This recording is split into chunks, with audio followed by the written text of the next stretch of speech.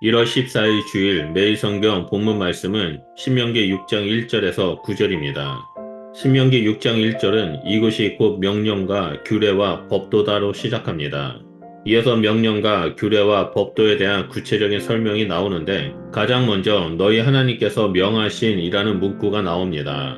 이를 통해 저자는 모세가 명령과 법도를 선포하지만 그 기원이 여호와이라는 것을 명시합니다. 이러한 선언은 고대 근동에서 왕의 위에 주어진 율법과 비교됩니다. 왜냐하면 율법은 언약 체결의 결과로 나오며 여호와는 그것을 이스라엘에게 수여함으로써 이스라엘 백성의 삶을 규정하고 직접 관여하는 분으로 묘사되기 때문입니다. 이어서 본문은 목적을 보여주는 부정사가 몇 차례 나옵니다. 첫째는 너희를 가르치기 위해서이며 둘째는 그 땅에서 행하기 위해서입니다. 이를 통해 저자는 명령과 규례와 법도는 실천을 위해 주어진 것임을 강조합니다. 2절은 내 하나님 여호와를 경외하기 위해서라고 말하며 여호와 경외를 율법 순종으로 구체화합니다. 이후의 본문은 다시 그 모든 규례와 명령을 서술하고 3절은 듣고 행하기를 결단하라고 명령합니다. 듣고 행하는 명령은 그들이 받을 복과 연결됩니다. 저자는 율법 순종으로 약속의 땅을 차지하는 것뿐 아니라 가나안 땅에서의 번성으로 연결시키고 있습니다. 4절은 셰마 이스라엘로 시작됩니다. 이것을 한국어로 번역하면 들으라 이스라엘입니다. 셰마 이스라엘 뒤이어 우리 하나님 여호와는 오직 유일한 여호와이시니라고 말하며 여호와는 한 분이라는 것을 강조합니다. 이는 가나안의 다른 신들은 헛된 우상이고 오직 여호와 하나님이 참된 신임을 알려주는 것입니다. 5절은 여호와를 사랑하라고 말하고 마음을 다하고 뜻을 다하고 힘을 다하여 라는 문구를 추가하여 서술합니다. 이러한 문구는 신명기에서 처음 나타나기 시작하여 신명기 신학의 특징을 형성하게 됩니다. 이것은 고대 군동의 왕과 신하의 조약 문서에서도 어렵지 않게 관찰됩니다. 저자는 이것을 여호와와 이스라엘 관계를 표현하기 위해 사용합니다. 이어서 마음을 다하고 뜻을 다하고 힘을 다하여 라는 문구는 여호와에 대한 충성 맹세의 의미로 나옵니다. 그렇다면 이스라엘은 여호와를 어떻게 사랑할 수 있었을까요?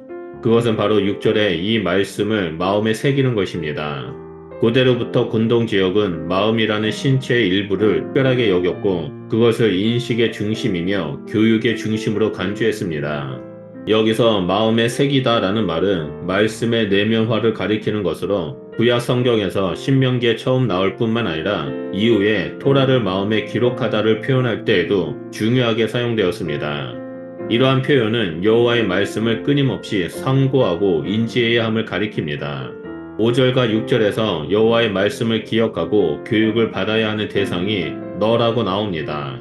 그러나 7절 이하에서 교육 대상은 너의 자녀라고 나옵니다. 본문은 현 세대뿐만 아니라 다음 세대까지 향한 것입니다. 본문은 너의 자녀에게 부지런히 가르치며 라고 말합니다. 여기서 부지런히라는 말은 반복하다라는 말을 의미하고 가르치다의 히브리어 원래 의미는 말하다를 뜻합니다. 따라서 본문은 여호와의 말씀을 자녀들에게 반복하여 말하는 것을 의미합니다.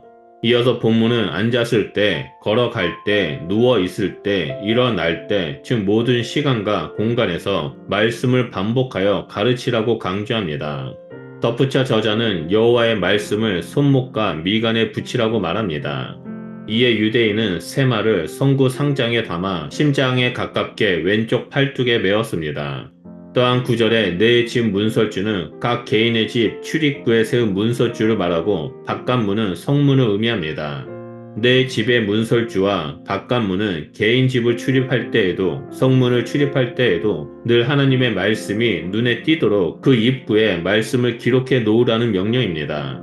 언제든 어디서든 누구든 하나님의 율법 준수에서 예외가 없음을 보여줍니다. 이는 현 세대뿐만 아니라 다음 세대도 포함됩니다. 그것이 이스라엘의 존재 목적이며 그들이 존재할 수 있는 유일한 근거이기 때문입니다. 하나님의 극적인 구원을 경험한 세대와 정보로만 들은 세대 간의 간극을 메우기 위해 아주 실제적이고 철저한 교육과 전례를 요구하고 있는 것입니다. 우리는 예수 그리스도를 통해 새 이스라엘이 되었습니다. 하나님의 백성된 자로서 마음과 뜻과 힘을 다하여 하나님을 사랑하고 하나님의 말씀에 순종하며 살아가는 자가 되어야 합니다. 우리가 하나님의 백성으로 살아갈 수 있는 유일한 근거는 하나님의 말씀입니다. 그렇기 때문에 말씀은 우리의 삶에 있어서 매우 중요합니다.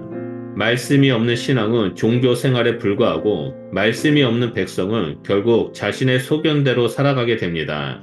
지금 우리가 살아가고 있는 시대는 주님이 오실 마지막 때이며 자신의 소견대로 살아가는 사사시대와 같습니다. 이러한 세상에 하나님의 백성된 우리가 구별된 삶을 살기 위해서는 오직 말씀 가운데 머물고 말씀에 순종하는 삶을 살아야 합니다. 우리가 말씀대로 살아가도록 돕기 위해 예수님은 보혜사 성령님을 보내주셨습니다. 그렇게 우리는 날마다 성령님의 도우심 가운데 말씀을 묵상하고 성령님의 인도하심에 따라 말씀에 순종하는 삶을 살아가야 합니다. 또한 여기에서 멈추는 것이 아니라 자녀들에게 하나님의 말씀을 반복해서 말하고 가르치는 자가 되어야 합니다. 우리는 하나님의 자녀이자 하나님과 예수 그리스도의 보혈로 언약을 통해 구원받은 백성입니다. 그러므로 이에 합당한 삶, 말씀에 순종하는 삶을 살아가는 복된 그리스도인이 되시기를 축복합니다. 성령님은 우리와 함께 계십니다. 기도하겠습니다. 하나님, 우리를 예수 그리스도를 통해 새 이스라엘 하나님의 백성으로 불러주셔서 감사드립니다.